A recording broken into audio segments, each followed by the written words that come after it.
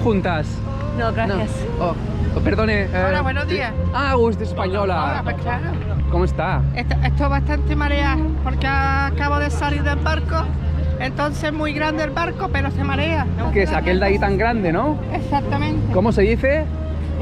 No sé, el gran marea sis, una cosa así. No sé cómo Wonder se of the llama. Seas, ¿no? Wonder of the Seas, sí, eso. No te lo voy a decir. Esos son ¿Vienen con usted? Sí, todo este grupo. ¿Y su marido? Es que lo he perdido. ¿Usted ha visto a un señor con gafas, con un pelo negro? ¿Cómo se llama? A ver, hombre, José. Joder, ¿qué es lo que van a hacer en Palma? Pues no lo sé. Yo ahora creo que vamos a ver aquí la Catedral de la Almudena. De Palma. Eso de Parma. ¿Y qué más? Y después vamos a ver lo que nos dice el guía. Conozco Valdemosa, conozco el puerto de Parma, conozco a Rafa Nadal. Es de aquí, ¿no, Rafa Nadal? Es de aquí, Sí. bueno, es de Manacor. Pero... Bueno, de Parma. ¿Qué tal el crucero? Bueno, ya le digo, muy mareada. Además, como mi marido es aficionado a la pesca, dice, me voy a poner ahí al lado y voy a tirar unos hilos y voy a pescar, pero es que no le han dejado. Está muy alto para pescar, ¿no? No, y además que es peligroso. Mañana ya me he gastado 100 euros ¿Y eso? dentro del barco.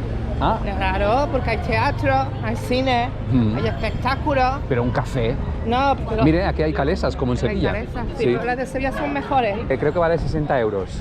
Y ¿El qué? con la calesa. Es que 60 euros una cabeza. Sí, sí, sí. Pues para eso me meto encima de mi marido y que me lleve. ¿Qué espera encontrar aquí en Palma? Ah, no, yo quiero encontrar a mi marido. Encuentro a mi marido y nos vamos otra vez para el barco. ¿No tiene móvil, llámele?